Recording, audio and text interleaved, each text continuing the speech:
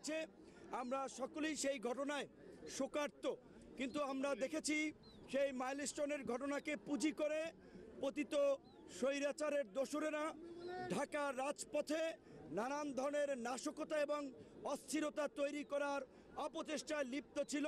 তারই একটি অংশ হিসেবে তারা কিছু ছাত্রদেরকে উৎসাহিত করে সচিবালয়ের দিকে নিয়ে গিয়েছে এবং ছাত্রদের মধ্যে ঢুকে সচিবালয় ভাঙচুর করেছে এবং এর মধ্যে দিয়ে সরকারেরও প্রশাসনের একটা দুর্বল চিত্র আমাদের সামনে পরিষ্কার হয়েছে। সচিবালয়ের মতো সুরক্ষিত এবং স্পর্শকাতর জায়গা যদি সরকারের প্রশাসন এবং সরকার নিরাপত্তা দিতে না পারে, তাহলে এই অন্তর্বর্তীকালীন সরকার কিভাবে দেশের 18 কোটি মানুষের নিরাপত্তা নিশ্চিত করবে, সেটি নিয়ে কিন্তু মানুষের মধ্যে উদ্বেগ তৈরি হবে।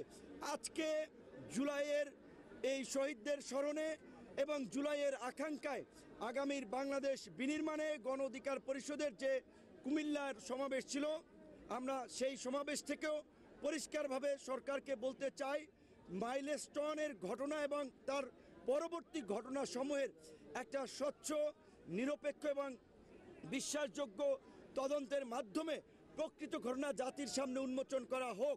কারণ এই যে একটা সত্য কিংবা মিথ্যা যাই হোক না কেন, যেই তথ্যটি ছড়ানো হয়েছে মাইলস্টোনের ঘটনায় নিহতদের লাশ নিয়ে আপনার মিথ্যা তথ্য ছড়ানো হচ্ছে, লাশের প্রকৃত সংখ্যা জানানো হচ্ছে না। কিন্তু আমার স্বাভাবিক সেন্সে আমার মনে হয় না যে সরকার এই ঘটনায় লাশ নিয়ে লুকোচুরি করবে, কারণ এতে সরকারের কোনো বেনিফিট নাই। বরঞ্চ এই ঘটনাকে কেন্দ্র করে আমরা অনেকগুলো ঘটনা যেভাবে দেখেছি, উদরপিণ্ডি বুদর ঘরে চাপানোর চেষ্টা করা হয়েছে, এর মধ্যে দিয়ে আমাদের কাছে ষড়যন্ত্র আরও ঘনীভূত হয়েছে। আমরা গোপালগঞ্জেও দেখেছি ফ্যাসিবাদীর দোসরদের আস্ফালন, সেখানেও কিন্তু প্রশাসন পূর্বে সরকারকে তথ্য দিয়ে অবহিত করতে ব্যর্থ হয়েছে, যার ফলে আমরা দেখেছি সেখানেও 5টি প্রাণ ঝরে গেছে এবং একটা উত্তপ্ত পরিস্থিতি ছিল। নির্বাচন যত ঘনিয়ে আসবে, ফ্যাসিবাদের দোসর এবং পতিত ফ্যাসিস্টরা বাংলাদেশকে তত নতুন করে অস্থিতিশীল করতে চেষ্টা করবে। তাই আমরা শুরুতে যেমন এই আওয়ামী লীগকে, গণহত্যায় জড়িত আওয়ামী লীগ এবং তার দোসর জাতীয় পার্টি সহ 14 দলকে নিষিদ্ধের দাবি জানিয়েছিলাম। আমরা দেখেছি যে সরকার সাময়িক আওয়ামী লীগের কার্যক্রম নিষিদ্ধ করেছে, জাতীয় পার্টি সহ অন্যদের কার্যক্রমে কোনো নিষেধাজ্ঞা দেয় নাই। সরকারের প্রতি আমরা দাবি জানাবো, অনতিবিলম্বে আওয়ামী লীগকে স্থায়ীভাবে রাজনীতিতে নিষিদ্ধ করা হোক এবং আওয়ামী লীগের দোসর যারা গত 14 বছরে লুটপাট, গুম, খুন করেছে, তাদেরকেও একই প্রক্রিয়ায় নিষিদ্ধ করা হোক এবং এই জুলাইয়ের আকাঙ্ক্ষা বাস্তবায়নে সরকার এবং শাসনতান্ত্রিক ব্যবস্থার মৌলিক যে পরিবর্তনের আওয়াজ উঠেছে, সেই পরিবর্তন নিশ্চিত করার মধ্যে দিয়ে সরকার একটা নির্বাচনের দিকে এগিয়ে যাক, একটা অবাধ, সুষ্ঠু, নিরপেক্ষ নির্বাচনের মধ্যে দিয়ে বাংলাদেশ একটা নতুন পথে পরিচালিত হোক, আমরা সেই প্রত্যাশা করি। ধন্যবাদ। পরশুদিন আপনারা দেখেছেন যে সরকার 13টি রাজনৈতিক দলের সাথে বসেছিল, 13 দলের শীর্ষ প্রধানদের সাথে, সেখানে আমরাও ছিলাম। সেখানে আমরা পরিষ্কারভাবেই সব রাজনৈতিক দলই সরকারের এই পক্ষপাত দুষ্ট আচরণের তীব্র প্রতিবাদ জানিয়েছে এবং ডক্টর ইউনূস স্যারের প্রতি সম্মান দেখিয়েই তারা বলেছে, আপনার সরকারের প্রতি আমরা এটা প্রত্যাশা করি না। কারণ পরশুদিনের আগে আপনারা দেখছেন 4টি দলকে নিয়ে মিটিং করেছে এবং গণমাধ্যমে এবং উপদেষ্টারা বলেছে 4টি প্রধান দলকে নিয়ে তারা বসেছেন। একটি দল যেখানে নিবন্ধনই নাই, সদ্য জন্ম লাভ করেছে, কতদূর যায়, কতদিন রাজনীতিতে টেকে, সেইটাই তো এখন পর্যন্ত জানা নাই।